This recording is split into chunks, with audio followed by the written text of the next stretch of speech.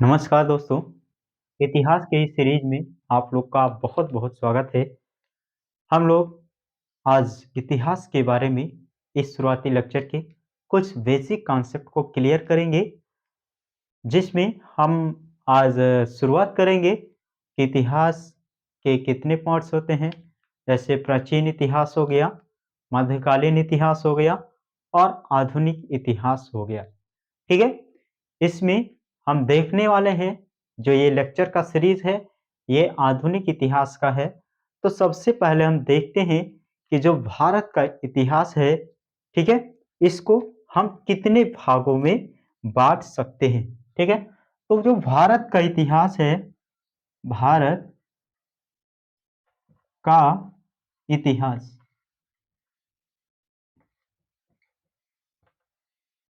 दोस्तों, ये जो भारत का इतिहास है, इसको हम 3 भागों में बाँट सकते हैं। पहला हो गया प्राचीन इतिहास, प्राचीन इतिहास। दूसरा हो गया मध्यकालीन इतिहास, इतिहास। और तीसरा हो गया आधुनिक इतिहास। दोस्तों, हम देखें कि जो भारत का इतिहास है, इसको हम 3 भागों में बाँट सकते हैं। पहला मध्यकालीन, दूसरा सॉरी पहला प्राचीन इतिहास, दूसरा मध्यकालीन और तीसरा आधुनिक इतिहास। हम लोग आधुनिक इतिहास के बारे में जानेंगे, लेकिन सबसे पहले हम जानेंगे कि ये जो प्राचीन इतिहास है, मध्यकालीन इतिहास है और आधुनिक इतिहास है, इसका डिवीजन का कारण क्या था। तो इसका कारण यह था, कारण अगर हम देखें कि इसका कारण क्या था, यानी डिवीजन का कारण, यानी इसको अलग-अलग भाग में क्यों डिवाइड किए हैं, तो इसका कारण मुख्यतया निरंतरता के साथ परिवर्तन, यानी निरंतरता निरंतरता के साथ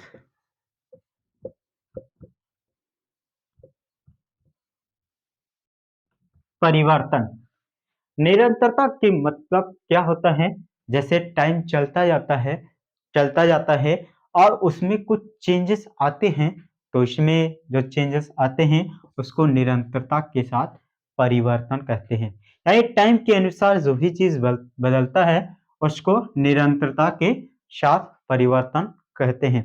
यानी जो प्राचीन इतिहास था, उसमें जो प्राचीन चीजें, कुछ मध्यकालीन इतिहास, जैसे प्राचीन इतिहास से कुछ डिफरेंस हुई, उसके बाद आधुनिक इतिहास, इसमें कुछ और डिफरेंस हुई, तो ठीक है। तो इसका कारण यही है, निरंतरता के साथ परिवर्तन। ठीक है।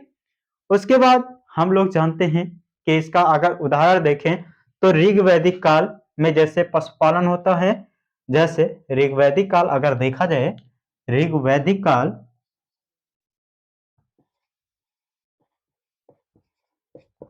ऋग्वैदिक काल, ऋग्वैदिक काल में अगर देखें कि डिफरेंस क्या है ऋग्वैदिक काल और उत्तर वैदिक काल में, उत्तर वैदिक काल में, तो जैसे अगर ऋग्वैदिक काल में देखा जाए कि वहां पर ऋग्वैदिक काल में क्या होता था, वहां पर पशुपालन होता था, यानी सबसे ज्यादा वहां पहले क्या होता था, पशुपालन होता था। यानी इसके आधार पर हम ऋग्वैदिक काल को डिवाइड कर सकते हैं। उत्तर वैदिक काल में अगर देखा जाए तो यहाँ पर कृषि होता था। ठीक है, ये लोग एग्रीकल्चर पर डिपेंड हो गए थे, यानी ये डिवाइड का कारण हो गया। ठीक है, जैसे ऋग्वैदिक काल को अगर हम डिवाइड करेंगे कि भाई ऋग्वैदिक काल क्या होता था, तो वहां पर पशुपालन होता था। ठीक है, और उत्तर वैदिक काल में तो कृषि होती थी। ठीक है, इतना चीज समझ में आया। तो हम इन्हीं चीजों के बारे में स्टडी करेंगे, यानी आधुनिक इतिहास के बारे में स्टडी करेंगे। ठीक है, तो आप लोग एक बार देख लीजिए। ठीक है, स्क्रीनशॉट ले लीजिए।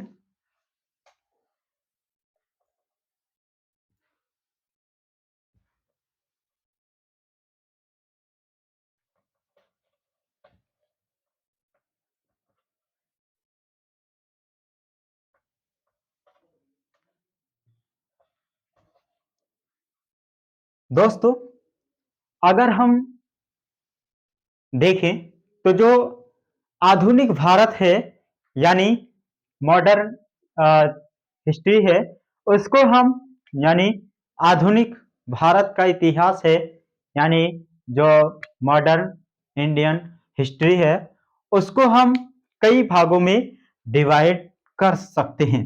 जैसे जो आधुनिक भारत है, आधुनिक भारत,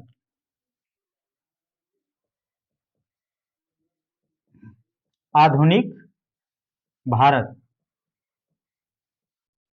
इसको हम तीन भागों में डिवाइड करें। पहला, दूसरा और तीसरा। पहले भाग में अगर देखें तो भारत में यूरोपियन का आगमन हो रहा था। यूरोपियन का आगमन, यानी इसको भारत में यूरोपियन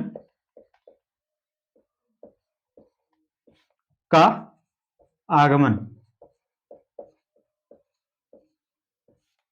और दूसरा अगर देखें तो उत्तरवर्ती मुगल साम्राज्य, उत्तरवर्ती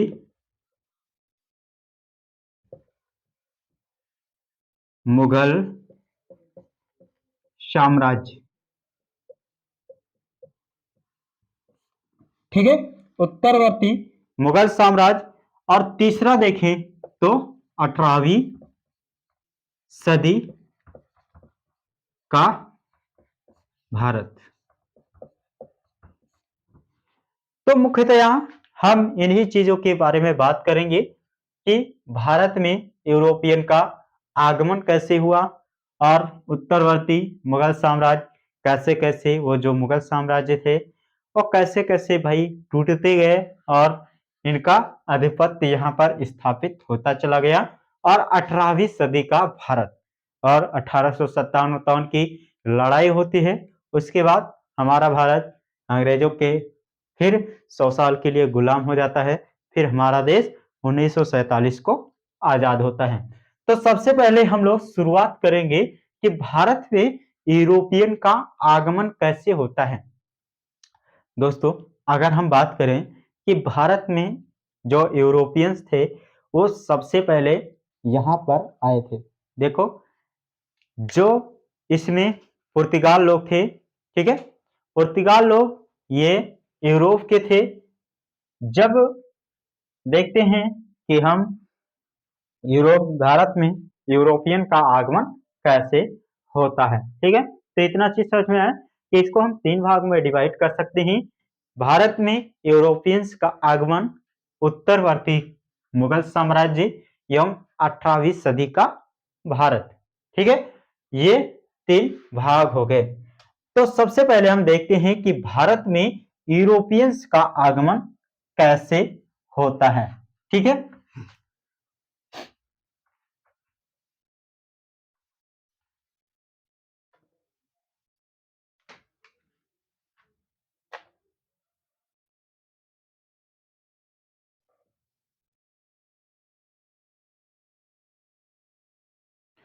भारत में यूरोपियंस का आगमन कैसे होगा, क्यों होगा और कब होगा।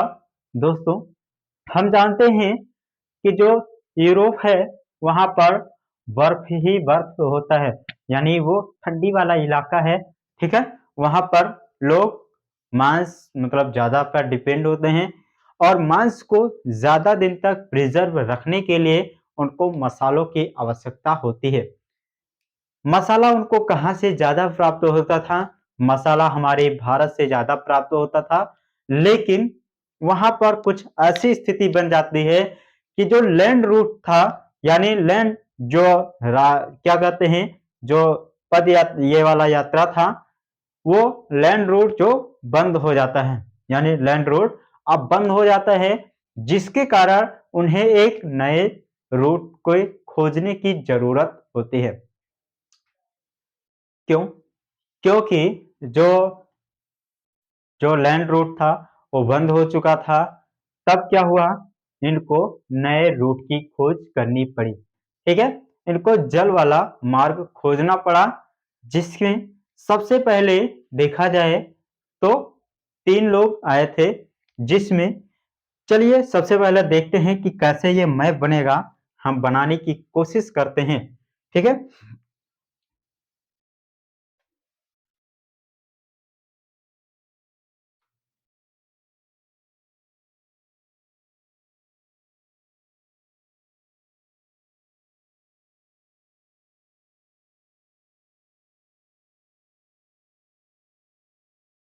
दोस्तों ये है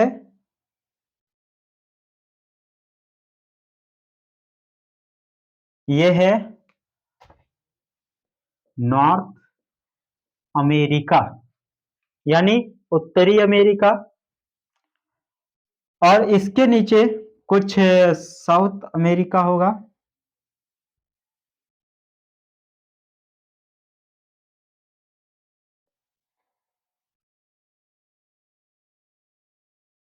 भाई ये है साउथ अमेरिका। यहाँ पर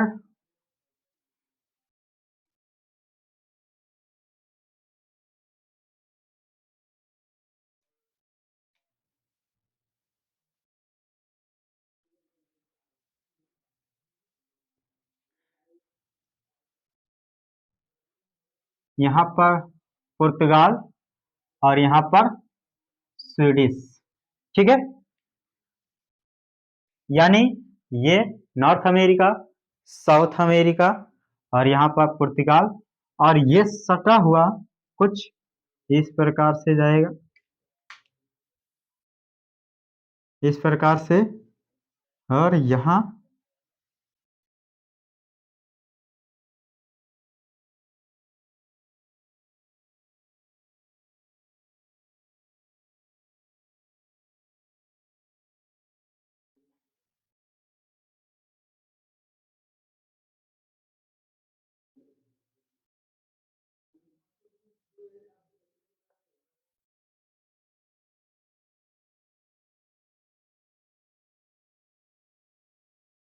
ठीक है, यहाँ पर कुछ ये वाला रूट हो जाएगा, और यहाँ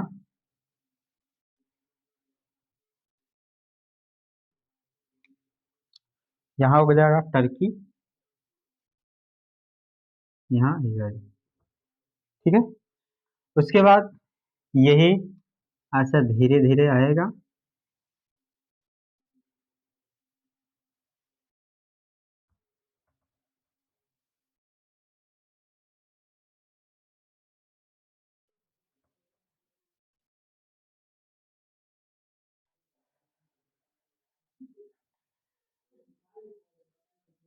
ठीक है, ये कुछ हमारा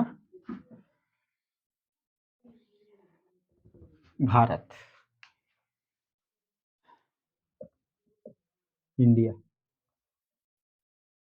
ठीक है, ये हमारा भारत है। ये है अफ्रीका।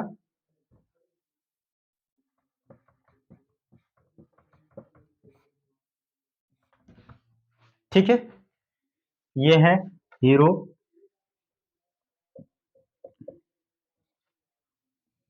ये है एशिया। ठीक है दोस्तों, तो ये विश्व का यानी देखें तो हमारा नक्शा हो गया, जिसमें सबसे पहले जो व्यापार होता था, यानी यहाँ पर यूरोप है और यहाँ पर इंडिया है, ये पूरा एशिया का भाग है, और ये टर्की है, और यहाँ कुछ पड़ता था लाल सागर। ठीक है, यानी इसके बीच में लाल सागर पड़ता था। ठीक है, यानी ये लाल सागर जो था, जिसको लाल सागर के नाम से जानते थे। ठीक है, तो इसी से मतलब पहले व्यापार होता था, यानी ये लैंड रूट थे, जो रास्ता वाला मार्ग था, यानी जो भूमिगत वाला मार्ग था, ये लैंड रूट था। तो यहाँ पर जब क्या हुआ कि यहाँ पर ऑटोमन साम्राज्य क्या हुआ, फैल गया। यानी देखें अगर तो जो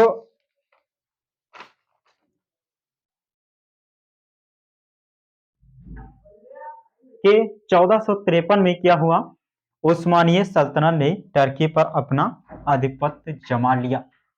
यहाँ पर जो उस्मानिय साम्राज्य था और यहाँ टर्की था, इसने क्या किया, यहाँ पर अपना साम्राज्य जमा लिया, जिसके कारण फिर क्या होता है, यहाँ पर अपना साम्राज्य स्थापित कर लिया, जिसके कारण ये जितने भी रूट थे, यानी यूरोप से जो व्यापार होते थे, यानी इंडिया से जो यूरोप के व्यापार होते थे, ये सारे के सारे लैंड रूट वाले व्यापार बंद हो गए, जिसके कारण यहाँ पर जो राजा थे हेनरी द नेविगेटर, इन्होंने इसको प्रोत्साहित किया, जिसके कारण इन्हें नए रास्ते की खोज करनी पड़ी। ठीक है, अब ये जो नया रास्ता है, इसको खोजने के लिए बहुत सारे लोग प्रयास किए।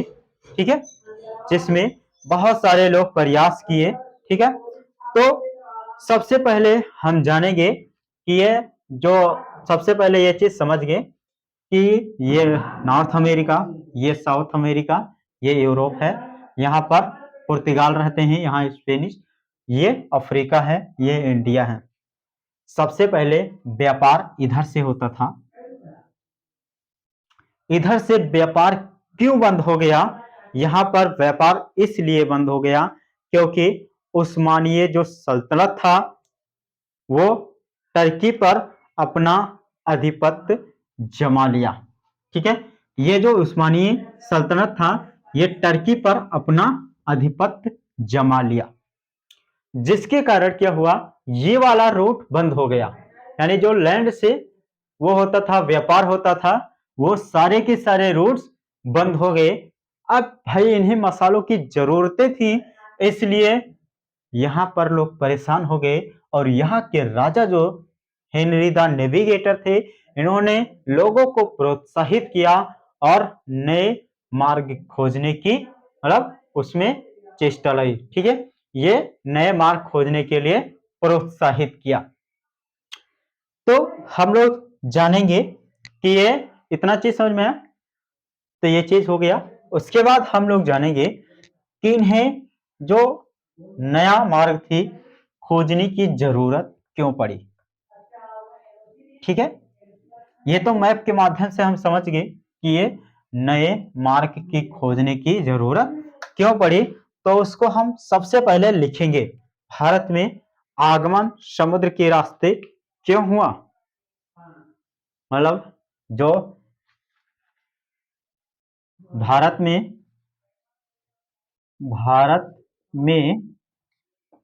यूरोपियन का आगमन समुद्र के रास्ते क्यों हुआ, यानी भारत में यूरोपियंस का आगमन समुद्र के रास्ते क्यों हुआ, इसका कारण क्या था कि उन्हें समुद्र के रास्तों की खोज करनी पड़ी। तो सबसे मुख्य कारण यह था कि उन्हें मसालों की जरूरत है, यूरोप में मसालों की आवश्यकता।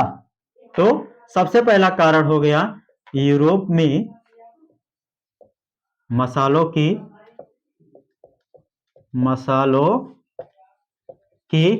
आवश्यकता।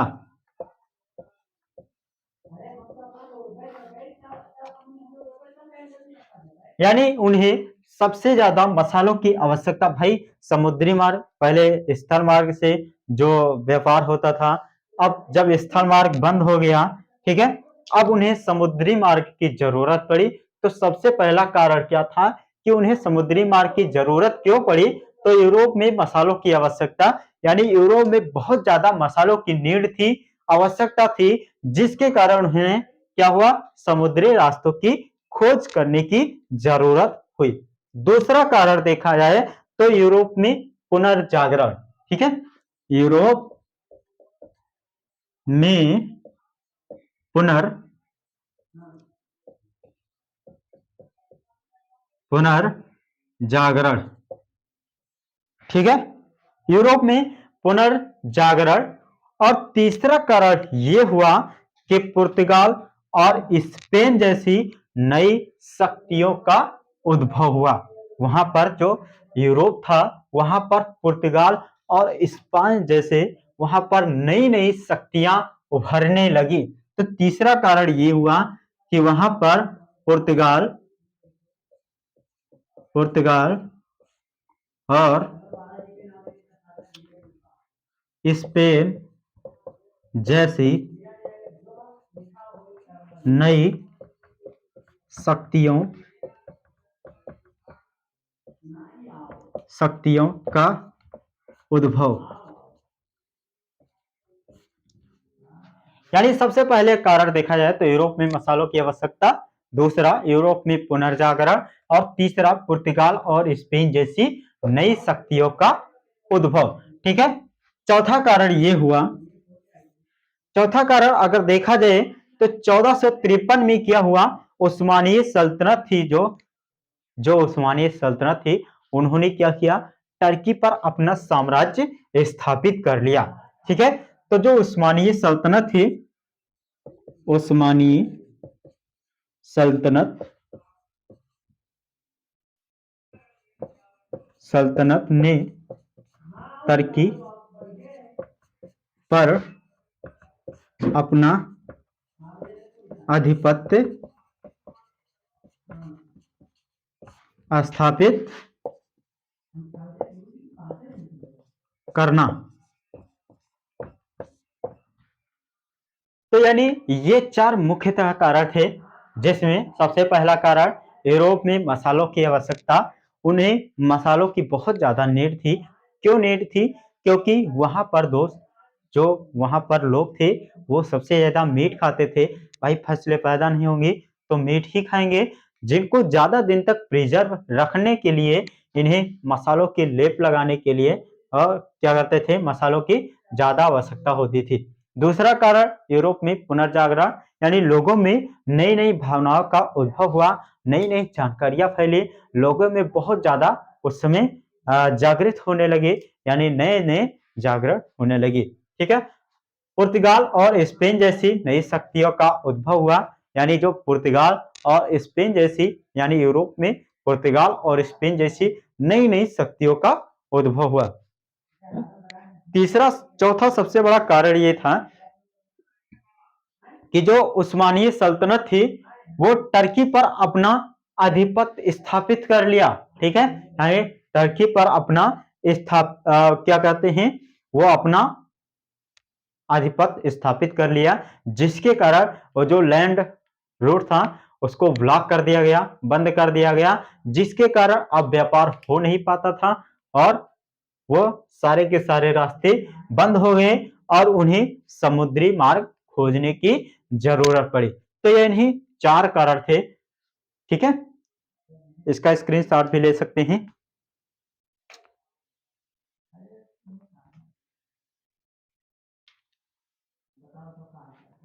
ठीक है दोस्तों, तो अब हम बात करेंगे कि ये भाई इनको समुद्री मार्ग की जरूरत तो पड़ गई, क्यों पड़ गई, इन्हीं चार कारणों कारण थे कि इन्हें भाई जरूरत पड़े। अब हम देखने वाले हैं कि ये जो समुद्री मार्ग थे इसमें कौन कौन से लोग निकले थे। भाई समुद्री मार्ग खोजने के लिए बहुत सारे लोग निकले थे। तो सबसे पहले हम देखते हैं कि भारत की खोज के लिए, समुद्री मार्ग की खोज के लिए निकले वक्त, ठीक है,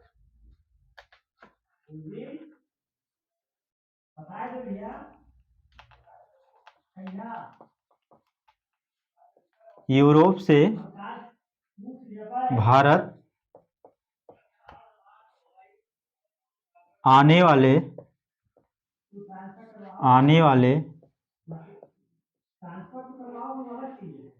समुद्री रास्तों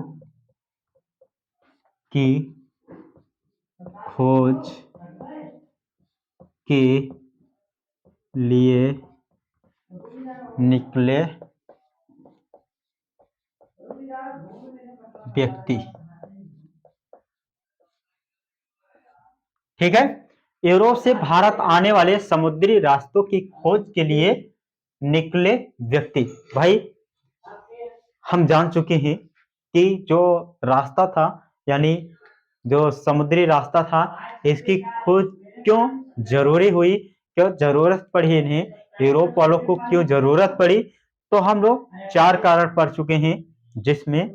ठीक है, अब हम देखते हैं कि यूरोप से भारत आने वाले समुद्री रास्तों की खोज के लिए निकले व्यक्ति, यानी यहाँ पर कौन कौन से बहुत सारे व्यक्ति समुद्री रास्तों की खोज के लिए निकले थे, यानी यूरोप से बहुत सारे व्यक्ति समुद्री रास्तों की खोज के लिए निकले थे। अब ये क्या हुआ भाई, ये बात वहां रुक जाती है। कहां रुक जाती है?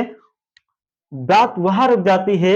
अब जैसे हम लोग बनाए थे कि जो नॉर्थ अमेरिका था, ये नॉर्थ अमेरिका, इसके कुछ नीचे ऐसे साउथ अमेरिका, और यहां कुछ ऐसे यूरोप,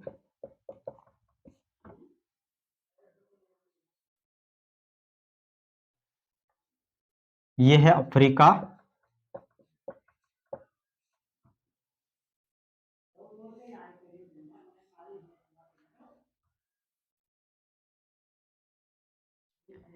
ये है एशिया।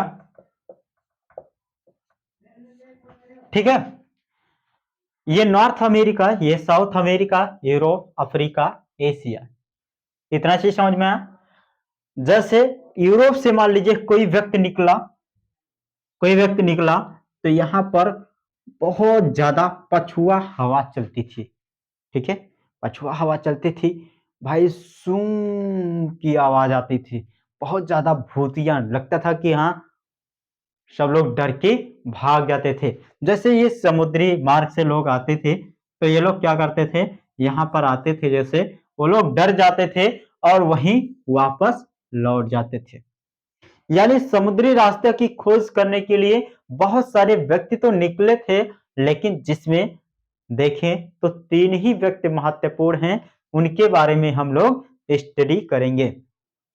तो अगर देखा जाए कि यूरोप से भारत आने वाले समुद्री रास्तों की खोज के लिए निकले व्यक्ति, तो वहां पर उस समय राजा कौन था? उस समय राजा था हेनरी द नेविगेटर, जिन्होंने उनको सब लोग को प्रोत्साहित किया और कहा कि आप लोग जाइए और उस रास्तों की खोज कीजिए। ठीक है,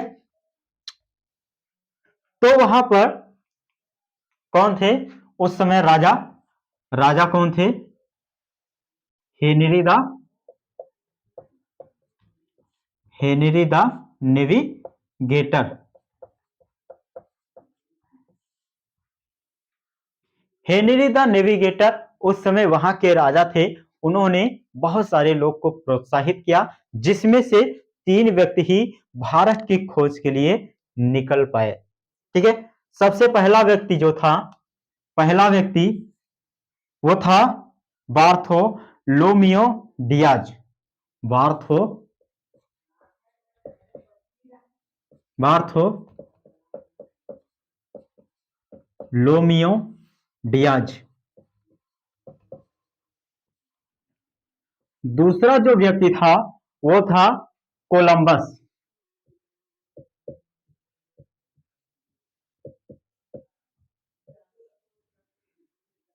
तीसरा जो व्यक्ति था वो था वास्को डिगामा।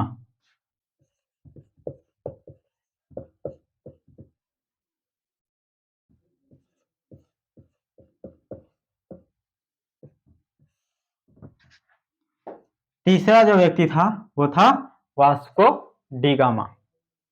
यानी ये मुख्यतः यहाँ तीन व्यक्ति ही थे जिन्होंने भारत की खोज के लिए अपनी पूरी जी जान लगा दी थी।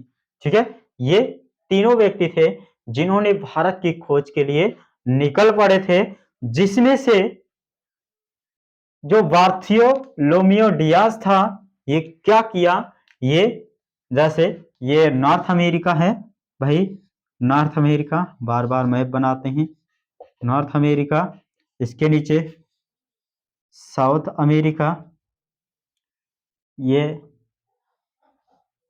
यूरोप, और इसके नीचे ये है अफ्रीका,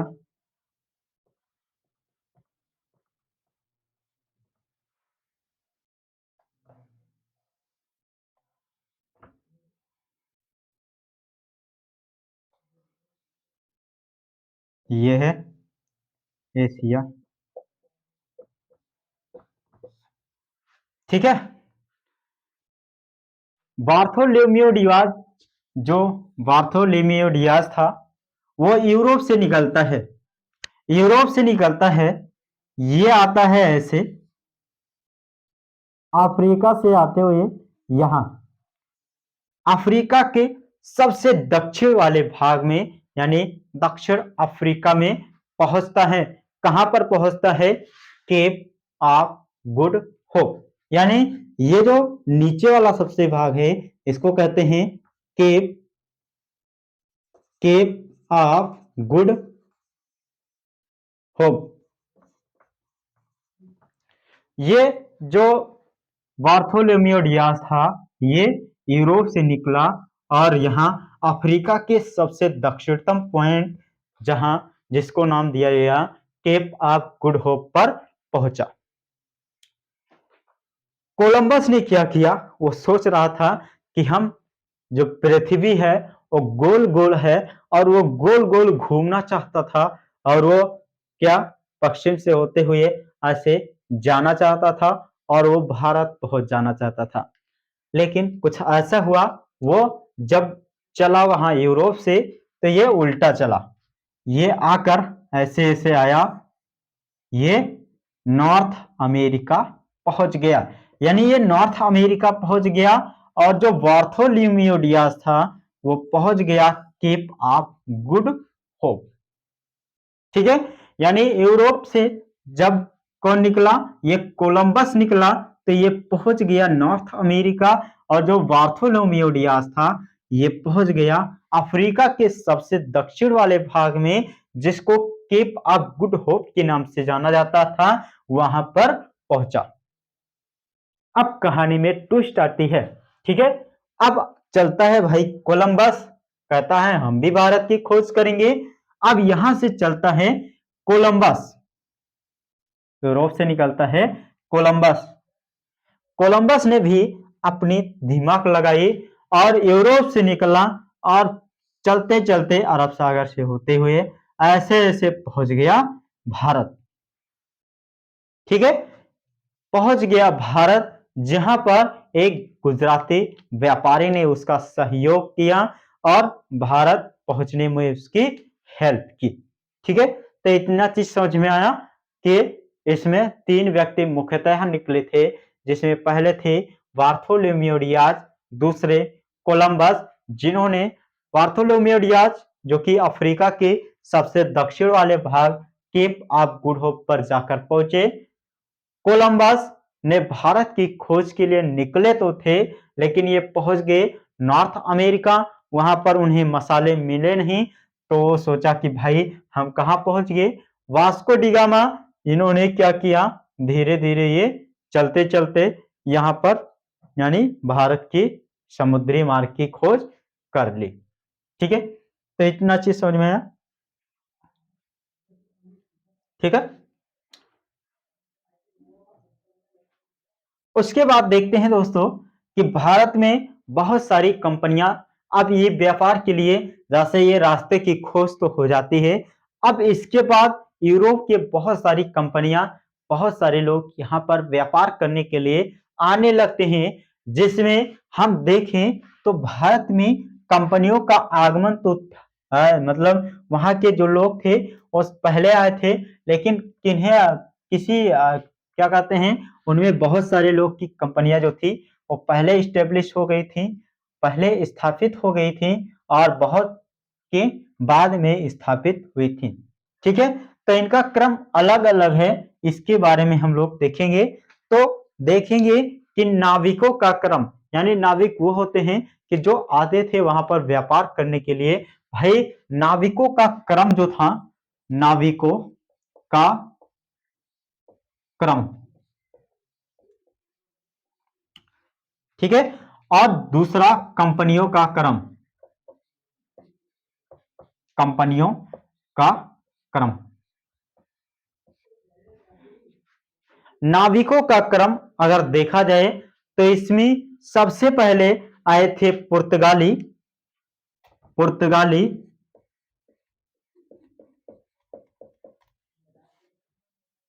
दूसरा आए थे डच, तीसरा आए थे अंग्रेज, जिसको ब्रिटिश भी कहा जाता है, यह ब्रिटिश, ठीक है।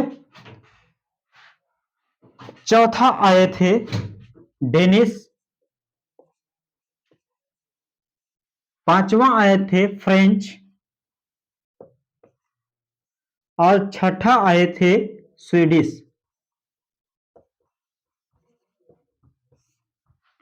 दोस्तों ये नाविकों का क्रम है, यानी ये जो लोग थे, ये नाविक थे, ये यहाँ पर भारत में व्यापार करने के लिए आए थे, लेकिन इन्होंने ही अपनी अपनी कंपनियों को एस्टेब्लिश किया, यहाँ पर बनाया।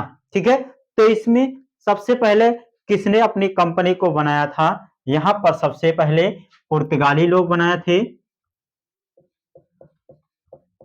पुर्तगाली लोग बनाए थे। दूसरा बनाए थे अंग्रेज, तीसरा बनाए थे डच, और चौथा बनाए थे डेनिश, पांचवा बनाए थे फ्रेंच, छठा बनाए थे स्वीडिश।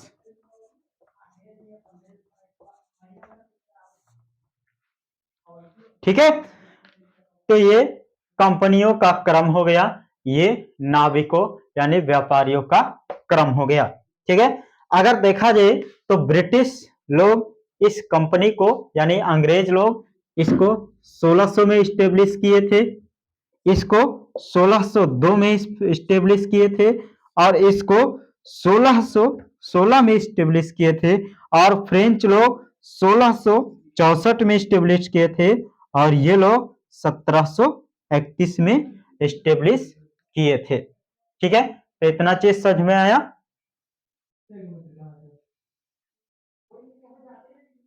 ठीक है,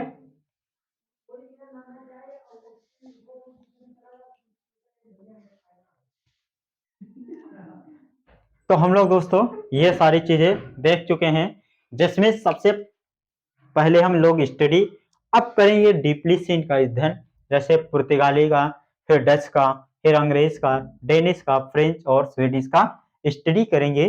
तो सबसे पहले हम देखते हैं कि पुर्तगाली लोग कौन थे और कौन सबसे पहले आए थे। ठीक है,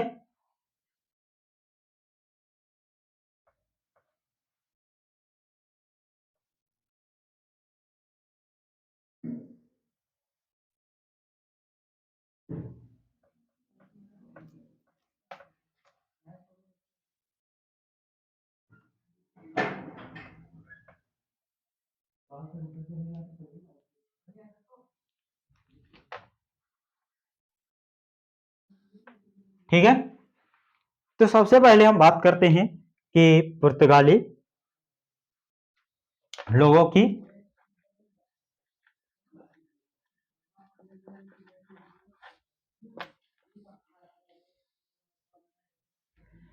पुर्तगाली लोग, तो इसमें सबसे पहला जो आया था वो था वास्को डिगामा। ठीक है, वास्को डिगामा पहला था, Vasco da Gama, Vasco D gamma. ये कब आया था? ये आया था 1498, 1498, ठीक है, 1498 आया था। इसकी जो कंपनी थी एस्टाडो दा इंडिया थी, यानी जो पुर्तगालियों की कंपनी थी वो सरकारी कंपनी थी, वो एस्टाडो एस्टाडो दा इंडिया, एस्टाडो दा इंडिया, ये पुर्तगालियों की कंपनी थी एस्टाडो दा इंडिया। तो आप लोग जानते हैं कि जो एस्टाडो दा इंडिया थी ये एक पुर्तगाली सरकार की कंपनी थी, यानी ये जो कंपनी थी ये थी पुर्तगाली सरकार।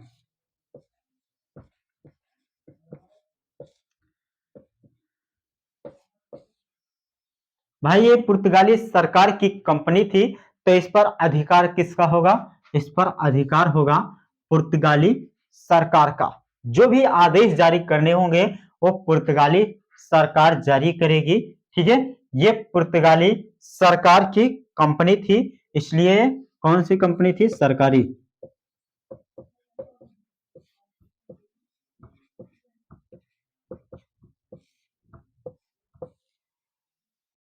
ठीक है, ये जो पुर्तगाली लोग थे वो वास्को डी गामा 1498 में आया था, और उसके बाद इनकी जो कंपनी थी, कंपनी कौन सी थी? इसकी स्थापना एस्टाडो दा इंडिया थी। इसकी स्थापना कौन करवाए थे? पुर्तगाली सरकार। और उस समय जो सरकार थी Henry the navigator, Henry the navigator, ठीक है। उस समय जो सरकार थी वो हेनरी द नेविगेटर थी, ठीक है। उसके बाद भाई इसकी जो स्थापना थी, जो इसकी स्थापना हुई वो स्थान कहां पर था? इसकी जो स्थापना हुई वो कोच्चि में की गई। जो कंपनी थी इसकी स्थापना कहां पर हुई? इसकी जो स्थापना थी, स्थापना वो कोच्चि में, कोच्चि में की गई, यानी इसको ही हेडक्वार्टर बनाया गया, ठीक है। इसकी जो स्थापना थी वो कहां पर की गई? कोच्चि में की गई, जिसको इन्होंने हेडक्वार्टर बना लिया, ठीक है। उसके बाद फ्रांसिस्को डी अल्मेडा आता है, ठीक है, और इसकी स्थापना करता है। ये कब से कब तक रहता है? ये 1505 से 1509 तक रहता है, ठीक है। ये चीज समझ में आया?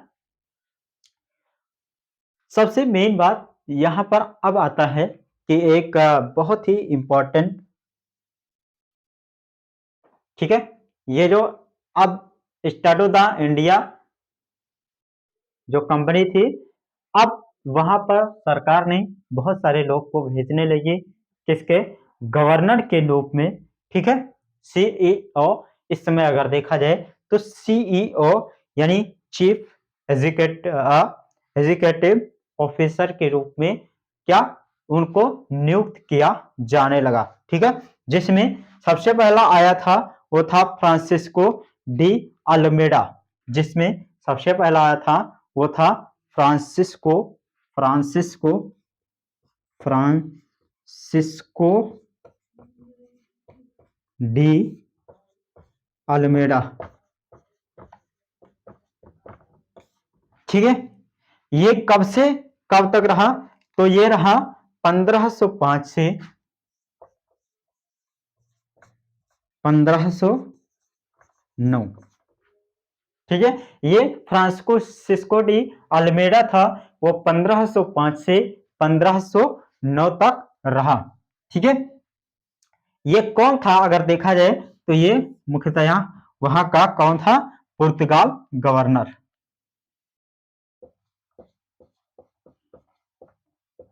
पुर्तगाल गवर्नर ये कौन था भाई? फ्रांसिस्को डी अल्मेडा कौन था? ये पुर्तगाल कौन था? गवर्नर था। ठीक है, तो इतना चीज समझ में आया। उसके बाद एक बहुत ही इंटरेस्टिंग पॉइंट आता है जो कि आप लोग को जानना बहुत जरूरी है। ठीक है, जिसको ब्लू वाटर पॉलिसी के नाम से जाना जाता है, जिसको हिंदी में नीले जल की नीति कहते हैं। ठीक है, नीले जल की नीति यानी ब्लू वाटर पॉलिसी क्या है, इसके बारे में जानेंगे। ब्लू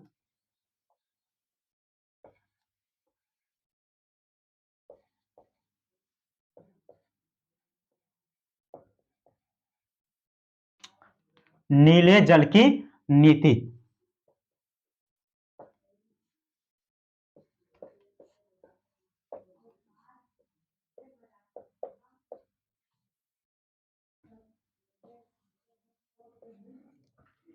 भाई ये ब्लू वाटर पॉलिसी क्या है? हम लोग जानते हैं कि जो पुर्तगाल लोग आए थे, उनकी जो नौसेना थी भाई, क्या कहते हैं, नौसेना, वो बहुत ज्यादा ही सक्षम थी, यानी तैराक में और नौका चलाने में बहुत ज्यादा ही सक्षम थी। तो लोग दिमाग लगाए कि हम लोग क्या करें, हम लोग जो भारत वाला, भाई हम लोग तो यहाँ पर पहुंच गए हैं, लेकिन जो भारत वाला ये हिस्सा है,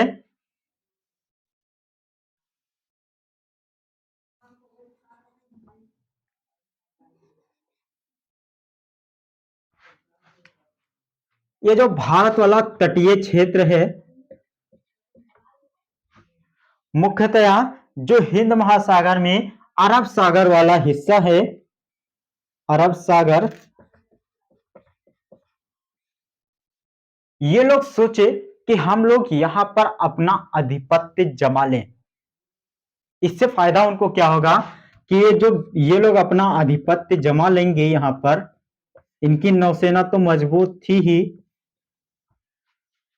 अब यहां पर मान लीजिए कोई व्यापारी व्यापार करने के लिए किसी भी देश से आता है, तो ये लोग इनसे सबसे पहले क्या करेंगे, यहां पर इनसे मिलेंगे, उसके बाद वो लोग जाएंगे।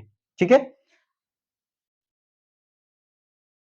तो यानी यहां पर भारत में तटीय क्षेत्र से क्या किए, अधिक से अधिक किले बनाए।